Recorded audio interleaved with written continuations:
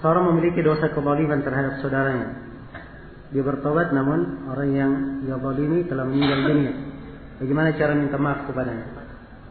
Cara dia meminta maaf adalah dia memperbanyak amalan salih supaya bisa menggugurkan dosa-dosanya, dan dia boleh bersedekah untuk orang yang dia boleh mendoakan orang yang meninggal itu dengan doa yang banyak, ya, agar supaya itu bisa menjadi penggugur kesalahan yang dia telah lakukan. Tolong nasihatkan kepada kami untuk terhindar dari ria dalam beribadah. Ini adalah penyakit yang semua kita mengkhawatirkan diri kita dari penyakit ini.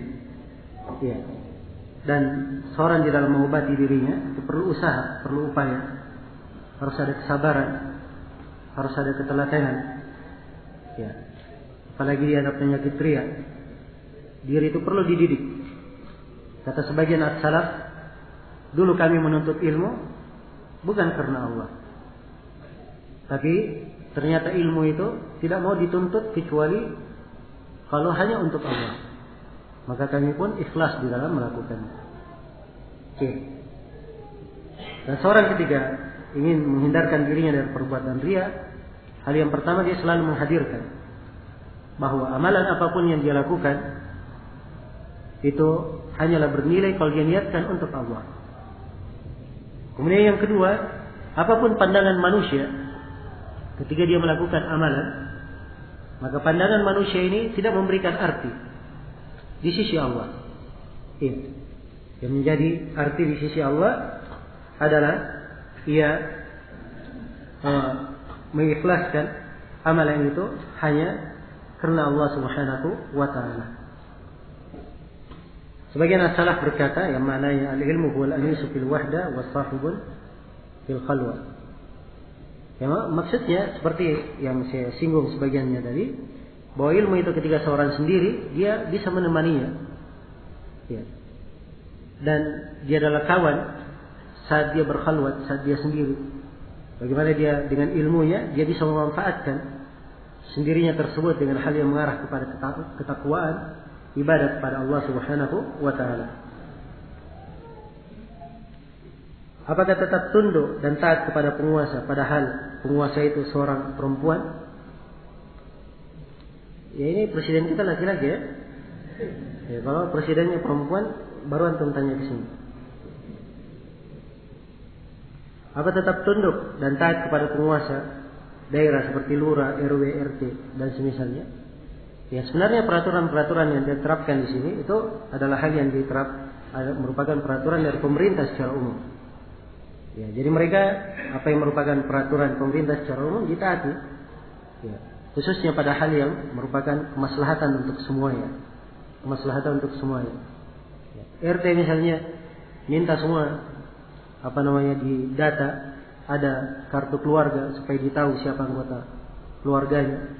Jangan sampai ada orang-orang tidak dikenal masuk dan membuat kekacauan di tengah mereka. Itu maslahat untuk semuanya. Ya. Dalam hal ini mereka ditaati. Tidak ada kemaksiatan di dalamnya. Bagaimana keadaan orang yang beriman yang meninggal syahid di alam kuburnya, tetapi masih meninggalkan utang di dunia? Di dalam hadits yang diriwayatkan oleh Imam Al-Bukhari dan Imam Muslim, Rasulullah SAW menyebutkan bahwa orang yang mati syahid diampuni semua dosanya illa dain, kecuali hutang. Ya. Imam An-Nawawi ketika menyebutkan hadits ini, beliau menerangkan bahwa ini adalah isyarat bahwa seluruh dosa yang berkaitan antara dia dan antara makhluk itu ada perhitungan lain pada hari kiamat. Antara dia dan antara Allah diampuni, tapi antara dia dan antara makhluk itu ada perhitungannya, tetap diperhitungkan. Kalau memang Allah Subhanahu wa taala mengampuni seluruhnya, maka dia akan dibantu nanti pada hari kiamat untuk menyelesaikan perhitungannya. Ya. Dibantu untuk menyelesaikan apa? Perhitungannya.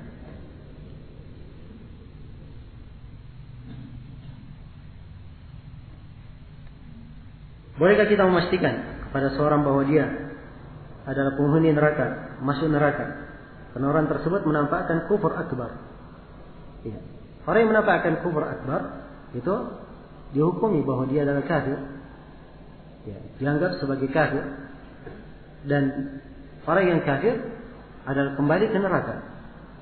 Jelas ya? Itu hukum bagi orang yang melakukan kufur akbar. Nah, ini pertanyaan dari ikhwah ikut di internet dari Surabaya. Ana dulu ikut pengajian berpaham Mu'tazilah. Tidak percaya syafaat, pelaku dosa besar kekal di neraka. Takdir hanya sebab akibat. Lailatul Qadar tidak ada. Setelah keluar, ada beberapa teman anak yang telah tahu hal tersebut, tapi masih tetap di sana dengan alasan ingin berbaiki dari dalam. Ya. Kalau dia ingin memperbaiki, dia perbaiki dengan hal yang tidak merusak dirinya sendiri. Dengan hal yang tidak merusak dirinya sendiri. Jangan sampai dia menjadi lilin. Dia ingin menerangi orang lain, tapi dia sendiri membakar dirinya. Ya. Maka siapa yang ingin memperbaiki, dia perbaiki dengan hal yang tidak merusak dirinya. Hal yang tidak menjatuhkannya ke dalam syubhat. Ya, kalau dia sendiri baru keluar seperti yang disebutkan di sini, kewajibannya adalah dia mempelajari ilmu yang benar, mempelajari akidah as-salaf supaya dia kokoh di atas akidah yang benar. Dan orang-orang yang sebelumnya ada pemahaman yang keliru, itu harusnya lebih giat lagi mempelajari ilmu akidah. Iya. Sebab syubhat-syubhat yang ada pada seseorang itu paling sudah melekat, itu dikhawatirkan memberikan pengaruh padanya suatu saat tanpa dia sadari. Nah, di kisah perang Hunain, para sahabat Rasulullah keluar, orang-orang banyak dari mereka baru masuk Islam. Ya, mereka melewati sebuah pohon disebut dengan nama Datu Anwar. Ya, pohon kaum musyrikin, mereka menggantung pedang-pedang mereka, mengambil berkah dengannya. Maka kaum muslimin berkata, "Ya Rasulullah, buatkan untuk kami Datu Anwar sebagaimana mereka punya Datu Anwar." Ini penyakit lama, keluar. Jelas ya? Setelah mereka masuk apa? Masuk Islam. Maka background seorang yang terdahulu, pengaruh dia sebelumnya, itu kadang bisa memberikan dampak jelek. Maka harus dia perbaiki hal-hal seperti ini. Abul Hasan Al-Asy'ari. Abul Hasan Al-Asy'ari ini dia sudah rujuk kepada jalan yang benar. Dia sudah walaupun tadinya dia Mu'tazilah, Maturidiyah, kemudian dia bikin madhab sendiri, madhab Asy'ariyah. Lalu ia rujuk kembali kepada jalan as-salaf. Dan untuk rujuknya dia menulis 4 buku. Dia menulis 4 buku untuk rujuknya, dia menguraikan madhab as-salaf. Ada kitab Maqalat al-Islamiyyin, ya. Ada kitab Al-Ibana, ada kitab Risalah ila Ahli Sabar. Dan ada kitab yang keempat saya tidak hadirkan sekarang namanya. 4 buku dia tulis. Bersamaan dengan itu masih ada napas-napas pemahaman terdahulunya dalam buku-buku itu. Sedikit napas-napas pemahaman terdahulunya di dalam buku tersebut. Karena itu sebagian para ulama kita ada yang mengatakan ini Abul Hasan tidak taubat benar. Ya. Dan ada yang berkata bahwa Abul Hasan taubat cuman pengaruh bid'ahnya yang dahulu masih mempengaruhi. Jadi saya kira pendapat yang lebih adil. Ya, pendapat yang lebih adil. Jelas ya? Dan beliau, Masya Allah, bagus sekali menguraikan uraian akidah Ahli Sunnah wal Jamaah dalam banyak tempat di buku-bukunya. Tapi itu tadi, hati-hati dengan bekas-bekas akidah dia sebelumnya. Karena itulah, ya, siapa yang dulunya pernah jatuh di dalam sebuah bidah atau pernah ikut ya mempelajari sebuah bidah, maka dia harus lebih giat lagi memperbaiki dirinya. Dia lebih giat lagi memperbaiki dirinya di atas dasar akidah yang benar, yang mendidik dirinya di atas sunnah. Dirinya di atas sunnah. Siapa saja yang dibolehkan berijtihad dalam syariat, yang jika salah tetap diberi 1 pahala. Apa syaratnya? Ini pembahasannya nanti insyaallah taala di Daurah Fikih, ada pembahasan ilmu ushul fikih, kita akan terangkan di situ. Dan syarat-syarat orang yang berijtihad. Dan negara-negara Islam sekarang mulai diserang oleh orang kafir. Mulai di Afghanistan, Mesir, Tunisia, Libya. dan sekarang akan dimasuki oleh Yaman. Prancis mengatakan bahwa itu adalah perang salib. Apa nasihatnya untuk kami kaum muslimin? Saya pribadi sakit hati terhadap mereka. Ya semuanya sakit hati. Kalau sakit hati ya semuanya bersedih tentang hal tersebut.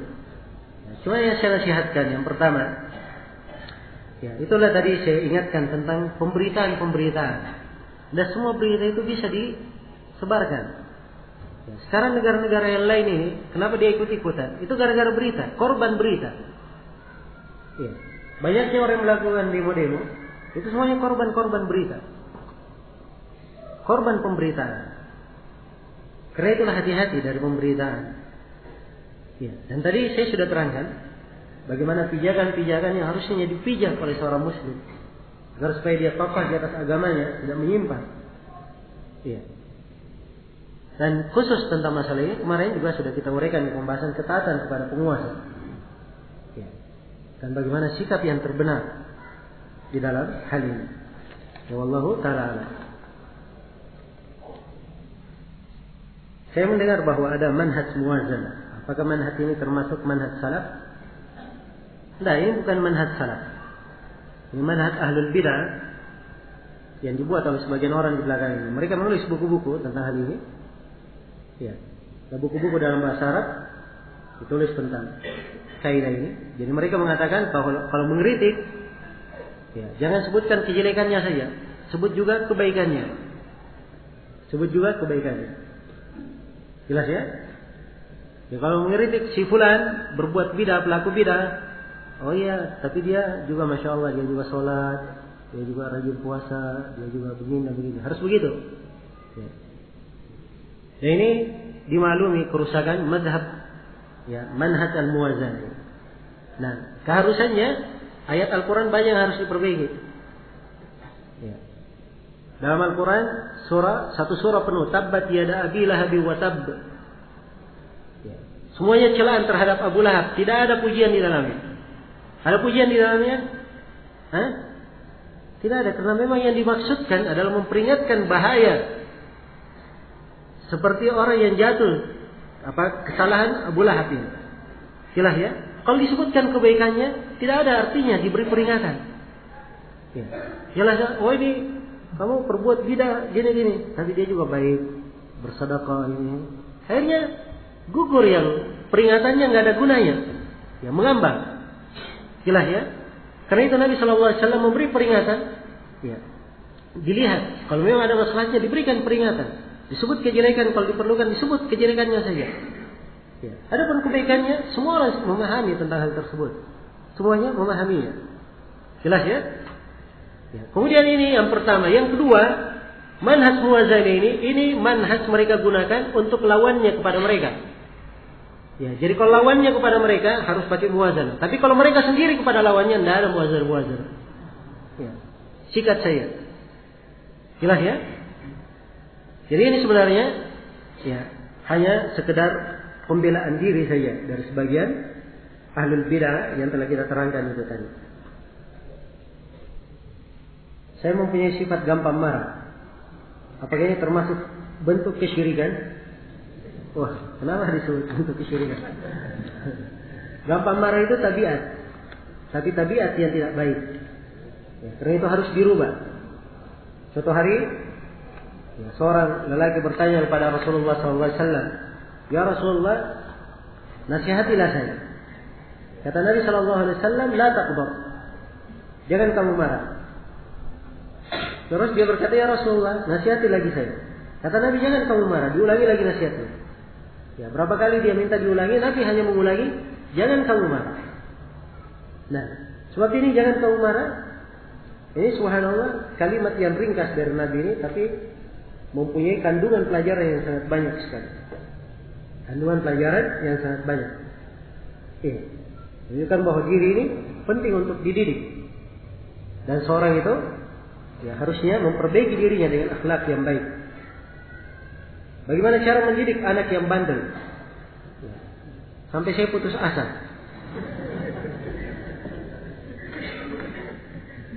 Nah, nasihat saya yang pertama untuk orang tua, dia banyak berdoa kepada Allah. Hidayah itu di tangan Allah. Kemudian yang kedua, dia banyak menuntut ilmu agama. Ya.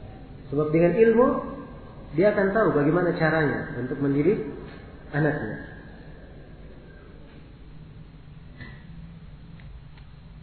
Bagaimana menghadapi fitnah hormat bendera merah putih dan lagu Indonesia Raya atau Pancasila? Ya. Sebenarnya harus dibedakan ya antara perkara-perkara yang mempunyai titik-titik syar'i dan perkara yang sifatnya adalah urusan seorang rakyat di tengah negaranya. Ini dibedakan. Ya. Kalau masalah penghormatan kepada bendera itu adalah bentuk pengagungan. Bentuk pengagungan. Dari kaidah tauhid itu adalah hal yang dilarang. Babnya adalah bab saddud dzari'ah. Menutup pintu yang mengantar kepada kesyirikan. Menutup pintu mengantar kepada kesyirikan. Karena itu telah ada fatwa dari Lajnah Daimah dari ulama besar di Saudi Arabia memfatwakan tentang dilarangnya hal tersebut. Dilarangnya hal tersebut. Dan ini juga pernah difatwakan oleh sebagian dari Komisi Fatwa Majelis Ulama Indonesia, ya, dan pernah juga ramai diberitakan. Jadi fatwa tentang pengharaman. Ya, bukan artinya kita mengharamkan hormat bendera, bukan artinya seseorang itu tidak tunduk kepada pemerintah. Kita tidak memberikan pengertian yang seperti itu. Ya. Sama dengan pemasangan gambar presiden dan wakil presiden. Gambar adalah hal yang dilarang. Gambar makhluk bernyawa adalah hal yang dilarang oleh Rasulullah Sallallahu Alaihi Wasallam. Karena Allah melaknat orang-orang yang menggambar dan tempat yang ada gambar di dalamnya tidak dimasuki malaikat dan seterusnya dari larangan. Tapi bukan artinya tidak dipasang, dia ada kebencian kepada penguasanya, tidak. Maka harus dibedakan antara dua hal. Hal yang seseorang itu bersikap karena tuntunan syariat, ya, dan hal seorang itu bersikap karena kebencian. Dibedakan antara dua hal. Ya, dan ini fikih tidak dipahami oleh orang-orang yang kerjanya hanya memberitakan saja. Ya, kerjanya datang pergi meliput, kemudian menyebarkan di berita. Ya, dan ini mereka yang menanggung dosanya. Sejauh mana berita itu membuat kerusakan dan membuat kejelekan untuk umat Islam dan membuat orang itu berburuk sangka kepada Islam dan umat Islam, maka orang yang menyebarkan berita itu juga menanggung dosanya hingga hari kiamat. Iya. Maka jangan sampai seseorang itu jatuh di dalam hal-hal yang bisa membawa kejelekan untuk dirinya sendiri. Jadi sekali lagi saya tegaskan bahwa ya, permasalahan ini harus dibedakan ya antara hal yang seseorang itu menghindarinya karena sisi syar'i menurut dia, dari sisi agama, ya, keyakinan, dan dibedakan antara hal tersebut dengan orang yang meninggalkannya karena apa? Karena kebencian kepada pemerintah. Ini dua hal berbeda. Dua hal berbeda. Orang yang meninggalkannya karena sisi syar'i itu harusnya dibiarkan. Ya, tidak ada hak untuk dilarang. Karena mereka menerapkan agama, dan di Indonesia ini tidak ada peraturan yang melarang untuk seorang itu menerapkan apa? Dari pemahaman agamanya. Ya, dari pemahaman agamanya. Ya, ini yang saya nasihatkan kepada seluruhnya untuk bertakwa kepada Allah Subhanahu wa taala, dan setiap kalimat dari seorang itu akan dihisab di sisi Allah Subhanahu wa taala. Jangan dia menjadi sebab di dalam tercipta kejelekan di tengah manusia. Ya, innahu waliyyu dzalika. Ya, semoga Allah memberi taufik untuk semuanya. Innahu waliyyu dzalika wal qadiru alaih. Baik, waktu sudah berlalu 10 menit. Ya. Untuk sementara dengan ini selesai sudah ya kegiatan doa kita untuk pembahasan fikih, dan insyaallah taala sebagaimana yang telah diumumkan kepada seluruh ikhwah bahwa pada Sabtu akan datang ya, hingga 9 hari akan diadakan doa membahas ilmu fikih dan ilmu usul fikih.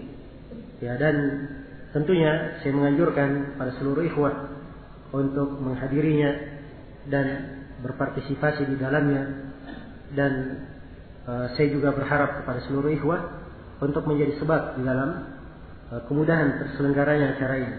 Karena memang dimaklumi bahwa di dalam pelaksanaannya ada ada keperluan-keperluan dan ada beban-beban biaya yang tentunya dituntut kepada semua pihak untuk berpartisipasi di dalamnya. Kalau Nabi Shallallahu Alaihi Wasallam di dalam sebuah hadits yang diriwayatkan oleh Imam Muslim, beliau pernah didatangi oleh seorang sahabat yang meminta sebuah keperluan. Ya, dia berkata, ya Rasulullah, ya berilah saya. Maka Nabi Shallallahu Alaihi Wasallam untuk keperluan sahabat yang satu orang ini, beliau menganjurkan kepada sahabat yang lain untuk bersedekah terhadapnya. Beliau menganjurkannya. Setelah beliau menganjurkan, maka berdirilah seorang sahabat memberi sedekah kepada sahabat ini, lalu diikuti oleh sahabat yang lainnya memberi juga kepada sahabat tersebut. Kemudian Nabi Shallallahu Alaihi Wasallam bersabda, "Man sanna fil Islami sunnatan hasanah, falahu ajruha wa ajru man amila biha." Siapa memberi contoh di dalam Islam dengan contoh yang baik, maka dia dapat pahala dan pahala orang yang mengerjakannya tanpa mengurangi pahala mereka sama sekali. Karena itu saya menganjurkan kepada seluruh ikhwah agar supaya ikut berpartisipasi di dalamnya. Ada keperluan-keperluan dari sisi biaya, ada keperluan-keperluan dari sisi materi secara langsung. Ya, silahkan antum bisa melihat apa yang antum mampu, dan khususnya kalau hal tersebut kaitannya dengan umum, manfaatnya bisa dirasakan umum untuk kaum muslimin, apalagi penyebaran ilmu syariat sangatlah penting dan sangat dibutuhkan oleh umat, maka mendukung acara-acara yang seperti ini saya kira adalah suatu hal yang hendaknya kita berlomba-lomba untuk meraih pahala dari Allah Subhanahu wa taala. Semoga Allah Subhanahu wa taala mencurahkan taufik dan inayahnya kepada kita semua dan menjadikan pertemuan kita ini sebagai pertemuan yang selalu membawa kebaikan, manfaat dan kebahagiaan untuk kita semua di dunia dan di akhirat. Atas segala macam kekurangan saya mohon dimaafkan. Subhanakallahumma bihamdik, asyhadu an la ilaha illa anta, astaghfiruka wa atubu ilaik. Walhamdulillahirabbil alamin. Wassalamualaikum warahmatullahi wabarakatuh.